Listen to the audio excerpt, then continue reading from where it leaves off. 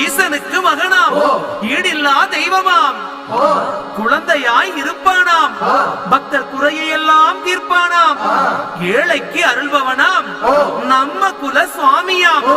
அப்படிப்பட்ட சுவாமி ரொம்ப சிறுசையா, ஆனா சக்தி ரொம்ப பெருசையா.